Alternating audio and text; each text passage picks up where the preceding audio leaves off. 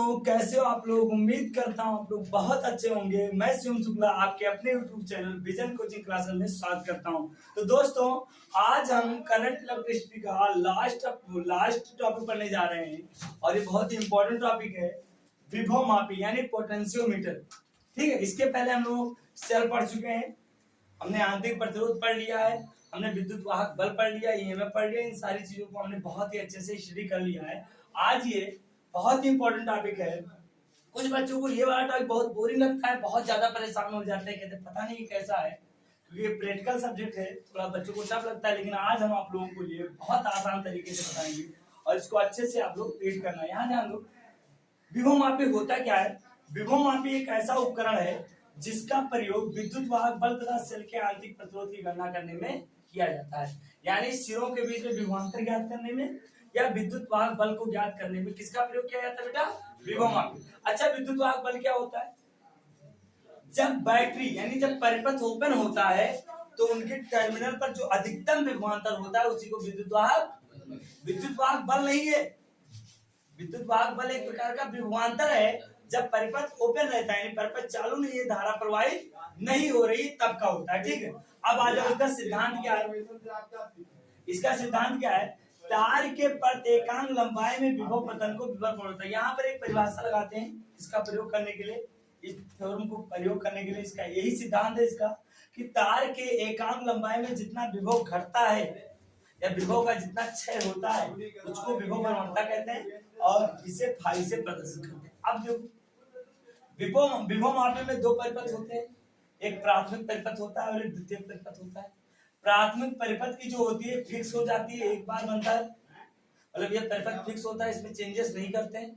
और जो द्वितीयक परिपथ होता है इसका आवश्यकता अनुसार क्या करते हैं बेटा, चेंजेस करते हैं। समझ गए ना। यहाँ पर एक नोट याद रखना है, इस परिपथ को बनाने के लिए आपको एक बातों का बहुत अच्छे से ध्यान देना है। क्या ध्यान देना? नोट आपके लिए इंपॉर्टेंट है बेटा, बहुत इंपॉर्टेंट नोट ये है कि आपके पास दो पॉइंट होंगे, पॉइंट ए और पॉइंट बी। इसमें आप क्या करते हो, ये वायर ऐसे जुड़े होंगे, पॉइंट ए और बीच के बीच वायर होंगे।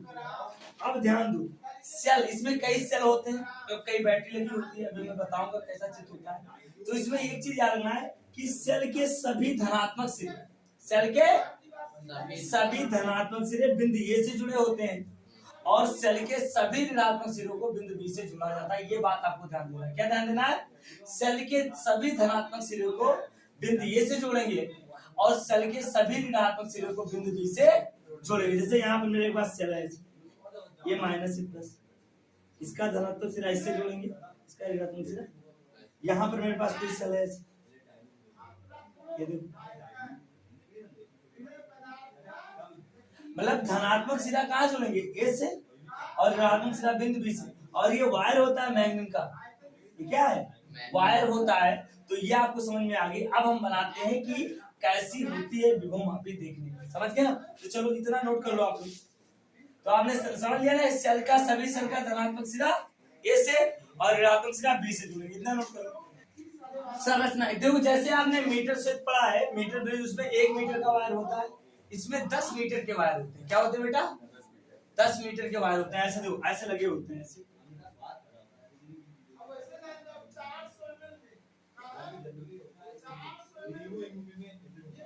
कितने हो गए?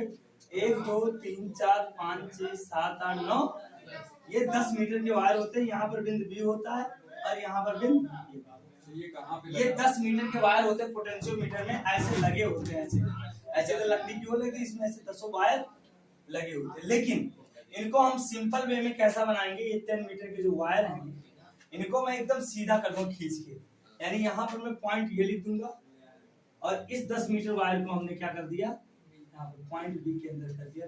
ये वायर कितने मीटर के हैं बेटा? 10 मीटर। ये हमारे क्या है, वायर है। क्या है बेटा? वायर है। समझ गए ना। अब आप इस बात को ध्यान दो, ये तो हमारा वायर हो गया। प्राथमिक परिपथ हम बनाने जा रहे हैं। अब इसको हम क्या करते हैं, यहाँ पर मैंने कहा ना एक सेल लगाते हैं और ये हाई वोल्टेज का सेल होता है। क्या होता है? हाई वोल्टेज का सेल होता है। ये दो बैटरी लगी है एक साथ, ठीक है। इसका प्लस सिरा बिंदु ए से जोड़ते हैं, इसके साथ एक रेजिस्टेंस लगाते हैं।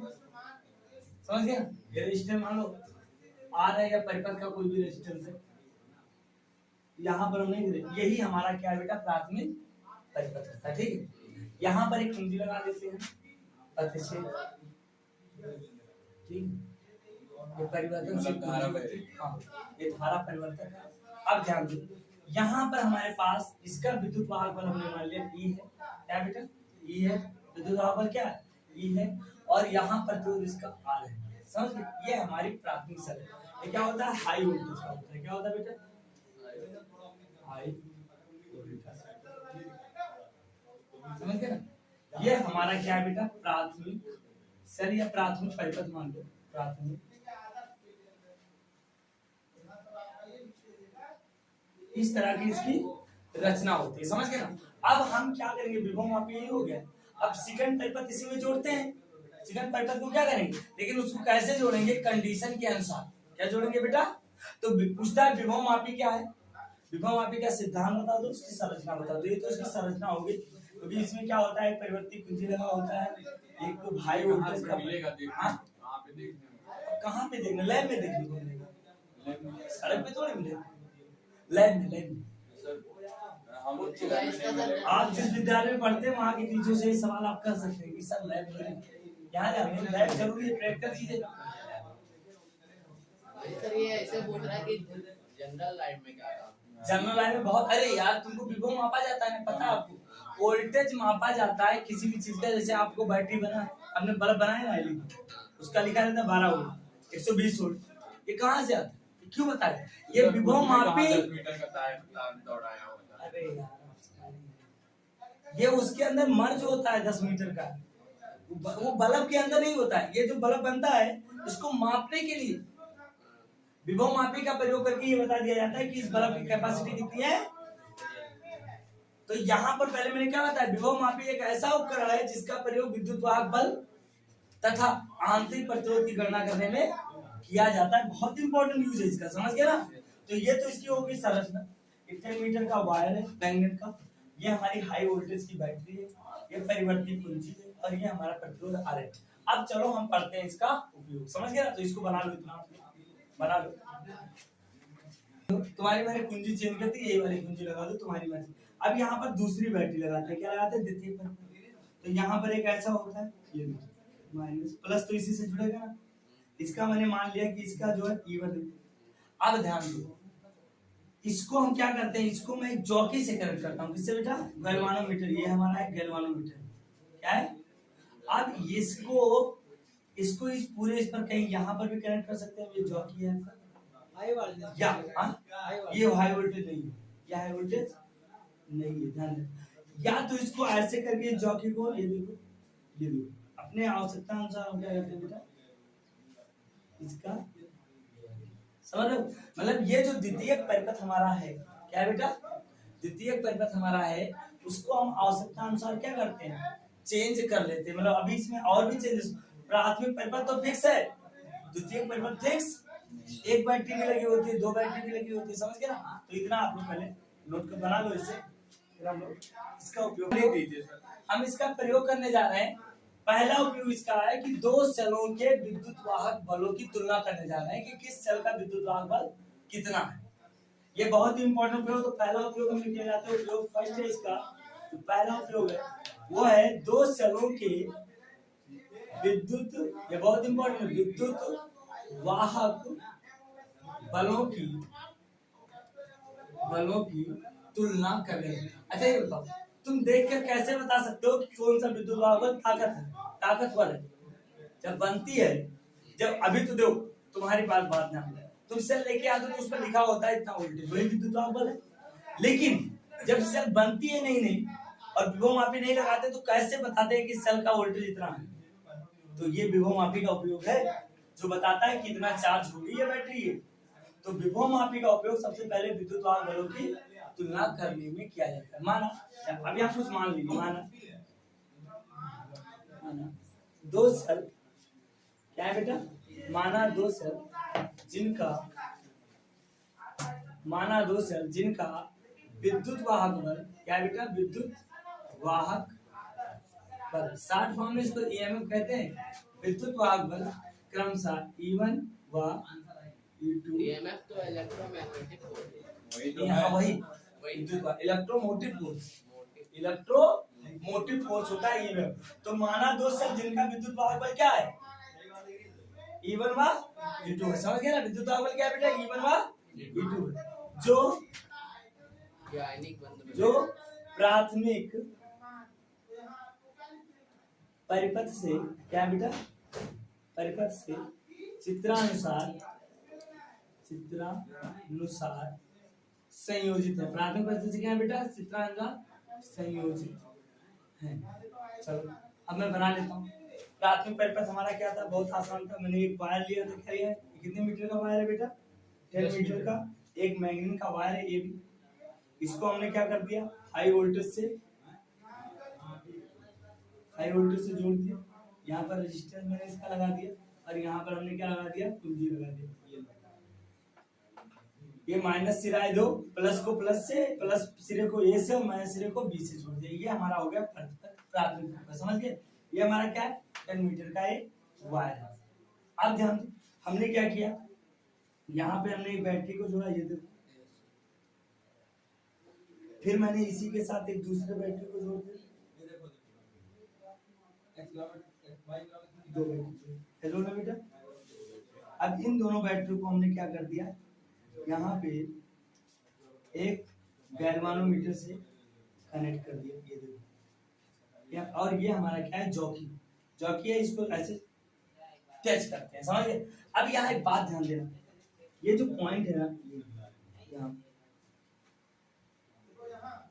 यहाँ पर हमें प्लग लेते हैं। क्या करते हैं बेटा, इसको मैंने ऐसा क्यों बनाया, देखो। अगर मैं इसको इधर शिफ्ट कर दूं, इस प्लग को मैंने इधर शिफ्ट किया, तो ये परिपथ बंद हो जाएगा। ये परिपथ क्या हो जाएगा, अगर मैं इसको इधर शिफ्ट करूंगा तो ये परिपथ तो केवल इसी की रीडिंग पढ़ेंगे। अगर मैं इसको इधर शिफ्ट कर दूंगा तो इधर की रीडिंग पढ़ेंगे। यानी यहाँ पर मैंने सिर्फ गैल्वानोमीटर को लगाया, इसको शिफ्ट करूंगा तो ये वाला परिपथ जुड़ेगा, इसको शिफ्ट करूंगा तो ये वाला परिपथ जुड़ेगा। इसका यही काम है, समझ गए ना।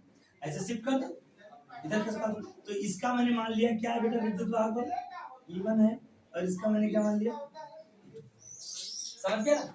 अब आपके पास E1 और E2 दो बैटरी लग गए, ये हमारी जॉब है। चलो हमने एक चीज माना है, इस वायर की विभव प्रवणता कितनी है बेटा, ये बता दो तुम मुझे। इस वायर की विभव प्रवणता कितनी है, क्या है बेटा, मान लिया विभव प्रवणता, विभव पतन माना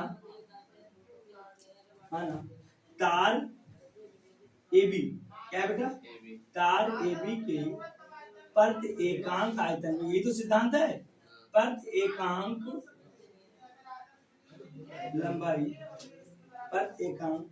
लंबाई में विभव पतन क्या है बेटा, विभव पतन क्या है बेटा, फाई। ये तो ये मैंने मान लिया। यानी अगर लंबाई 1 है तो विभव पतन कितना हो गया, फाई हो गया। अब यहाँ ध्यान दो, हमने इसको इधर खिसका दिया, क्या कर दिया बेटा, हमने इस जॉकी को इधर शिफ्ट कर दिया। ये लो, अब इसमें धारा बहने लगी, ये बंद हो गया। क्या है बेटा, ये बंद। अब चलो इस गैल्वानोमीटर के जॉकी को उठाओ, इस पे चलाओ।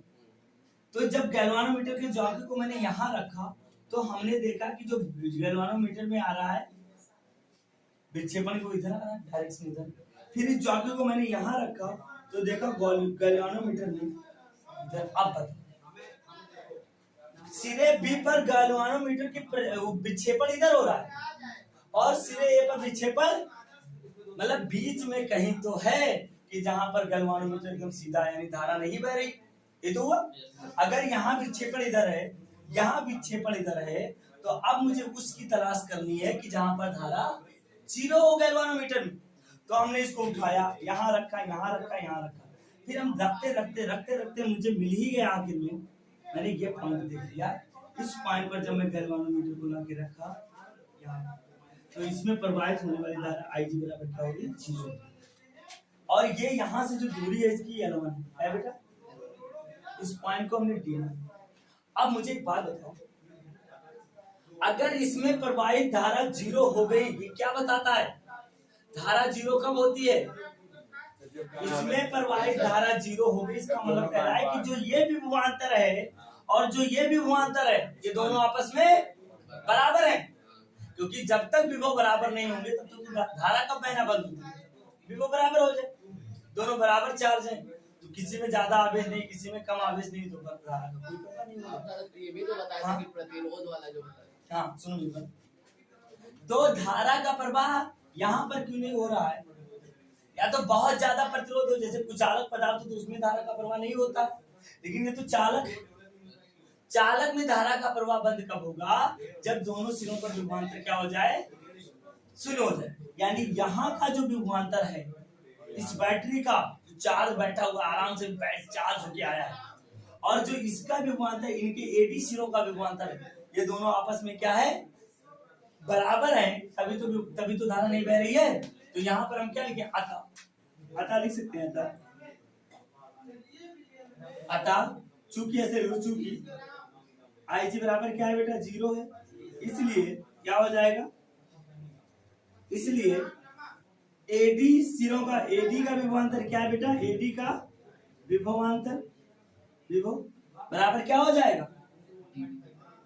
सेल E1 का क्या हो जाएगा बेटा? सेल 1, इसको सेल 1 मान लो, इसको सेल 1 का ये तो होगा, इन दोनों का विभव आपस में क्या होगा? बराबर होगा। अब ध्यान, तो चलो एडी का विभव निकालो। अच्छा तुमको पता है एकांक लंबाई में विभव कितना आया है? 5। एकांक लंबाई में विभव कितना है? 5। तो L1 लंबाई में विभव कितना हो जाएगा? L1 5 क्या हो जाएगा? एकांक लंबाई का विभव कितना है बेटा? एकांक लंबाई का विभव कितना है? एकांक लंबाई का विभव है 5। तो L1 लंबाई का हो जाएगा? L1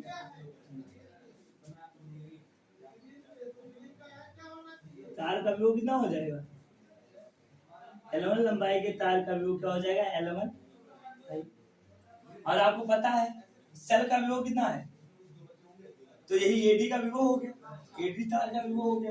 तो अब यहाँ पर हम लिख सकते हैं अतः L1 5 बराबर वो E1 बराबर कितना हो जाएगा बेटा? L1 सॉरी ED बराबर क्या हो जाएगा? L1 ये आ गया कि नहीं आ गया? E1 आ गया। चलो हमने E1 निकाल लिया। अब हम क्या करने जा रहे हैं? जॉकी को इधर खिसका रहे हैं। E1 बराबर कैसे होगा? E1 इसका विभव है ना, E1 तो विद्युत वाहक पर भी एक विभवांतर है। क्या है? जब बैटरी कुछ नहीं कर रही, देखो अभी इसमें कई धारा बहा है क्या? आराम से चार्ज होके बैटरी एकदम, तो उसके बीच में जो विभवांतर होता है उसे क्या कहते हैं? विद्युत वाहक। कितनी बार मैं बात बताया? लेकिन सर आप तो धारा वहाँ है, कहाँ? आप अभी तो बोले कि स्विच ऑन कर दिए, तो मैं जब इसको ऑन करूंगा तो ये वाला सेल इससे कनेक्ट होगा, और मैं इसे टेस्ट कर रहा हूँ, तो यहाँ धारा आई 0 है, तो इसमें भी धारा क्या होगी? 0 ही होगी। तो तभी तो विद्युत वाहक बल ये है। अभी आ जाओ, इतना समझ में आ गया। अब मैं इस जॉकी को हटा देता हूँ, चलो इस कुंजी को मैं इधर शिफ्ट कर देता हूँ। चल भाई इधर शिफ्ट हो जा। अब इसका मैं देखो क्या कलाकारी इसकी, ये जॉकी अब इसमें धारा नहीं बहेगी। अब इसमें, अब जब मैं कुंजी को घुमाता गया तो हमें पता चला इस पॉइंट पर, ये पॉइंट Q पर, यहाँ पर तो बैटरी के विभवांतर अलग अलग है, तो विक्षेपण अलग। यहाँ पर जब मैंने इसको टच कराया, यहाँ पे टच कराया, तो IG का मान क्या आ गया? 0, क्योंकि संतुलन अवस्था हो गई। अब तो इसका विभवांतर इसके विभवांतर के बराबर होगा, फिर वही। अतः हम कह सकते हैं सेल दूसरे के लिए, सेल 2 के लिए क्या हो जाएगा बेटा? सेल 2 के लिए क्या हो जाएगा बेटा?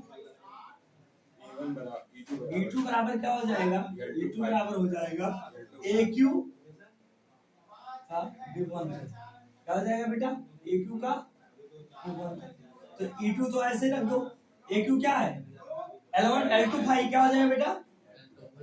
L1 5 तो यहाँ क्या हो गया? L2 5। अब इक्वेशन इसको और इसको डिवाइड कर दो। क्या कर दो?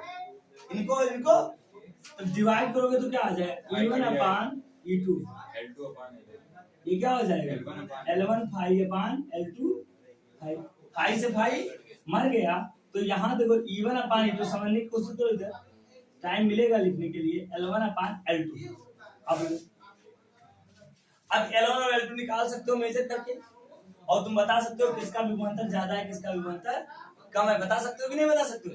ये तो आपके पास स्केल होगा, रखो नापो, नापा आपने, बता दो। तो इसका उपयोग कितना आसानी से हमने विद्युत वाहक बलों की तुलना कर ली। ठीक है, तो पहला उपयोग क्या है बेटा? विद्युत वाहक बलों की तुलना करने में किया जाता है। समझ गए ना इस बात को? चलो नोट कर लो। अब मैं दूसरा उपयोग पढ़ने जा रहा हूँ, आंतरिक प्रतिरोध की गणना करने में हम इसका उपयोग करने जा रहे हैं। तो सबसे पहले आपने विद्युत वाहक बलों की गणना कर ली। अभी हमारे पास एक सेल है और इस सेल का आंतरिक प्रतिरोध स्मॉल आर है। यहाँ पर मैंने एक प्रतिरोध बॉक्स लगाया है जिसका बाह्य प्रतिरोध क्या है? आर है। यहाँ पर दो कुंजी है केवल और, अब समझ गए ना? अब हमने क्या किया, अगर मैं कुंजी केवन को बंद कर दूं, क्या बंद कर दूं? बंद कर दूं, तो इसमें तो धारा बहेगी, लेकिन बाहर अब इस गैल्वानोमीटर को हम इस वायर पर फिर वही नियम चेक करेंगे कि कहां पर धारा जीरो। तो केवन कुंजी पहली बात बंद है। अब जब केवन कुंजी बंद हो तो इस सेल में धारा प्रवाहित होगी? बिल्कुल नहीं होगी प्रवाहित, क्योंकि ये कुंजी एकदम बंद नहीं, ओपन है। बंद तो खुली है, क्या है बेटा? करा देंगे तो फिर दिक्कत हो जाएगा।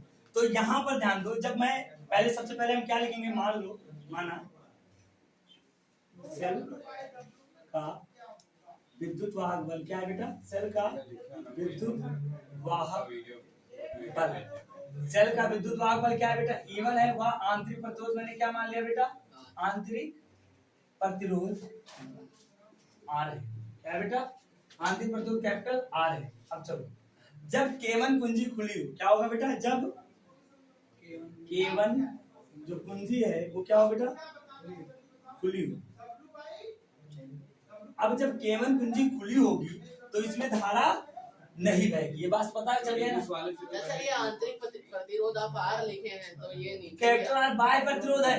और ये भी तो कैपिटल आर लिखे। अरे ये इसका प्रतिरोध है, ये हाई इसका नहीं, हमें इनकी गणना करनी। तो वोल्ट मीटर को, अच्छा तो किसी इंस्ट्रूमेंट को लेते हो तो उसको चलाने के लिए भी तो अंदर पावर होती है, तो ये उसका काम कर रहा है। उसको सर कुछ अलग मान लीजिए ना अभी।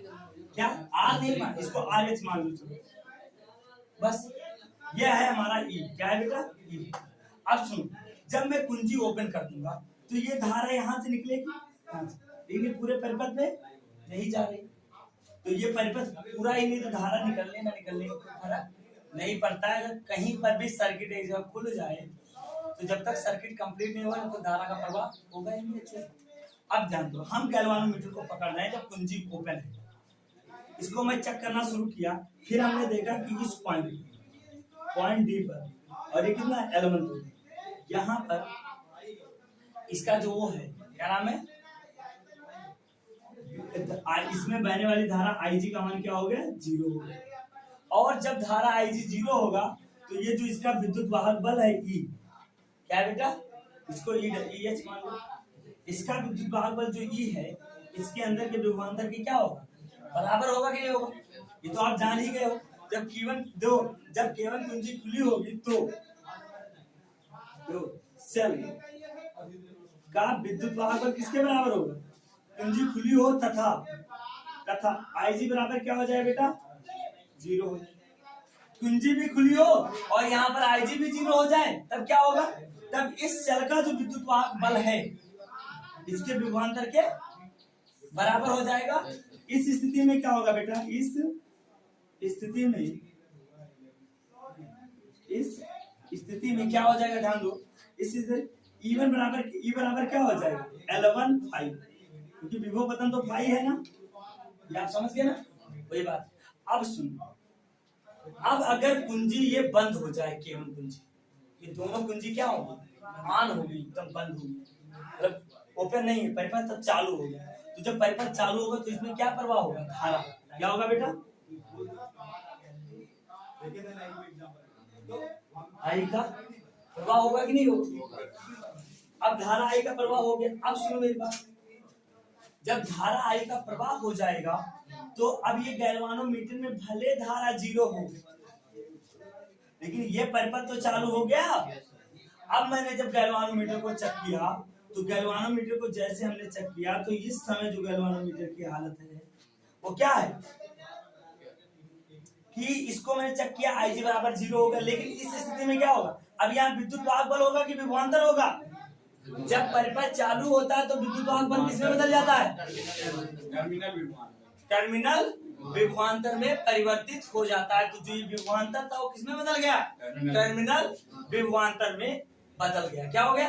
अब यहाँ पर मैं दूरी को इसको थोड़ा हटा देता हूँ। मैंने मान लिया कि ये बिंदु P हो गया और ये गैल्वानोमीटर चौक कुंडली यहाँ गई और ये दूरी मैंने क्या मान लिया बेटा?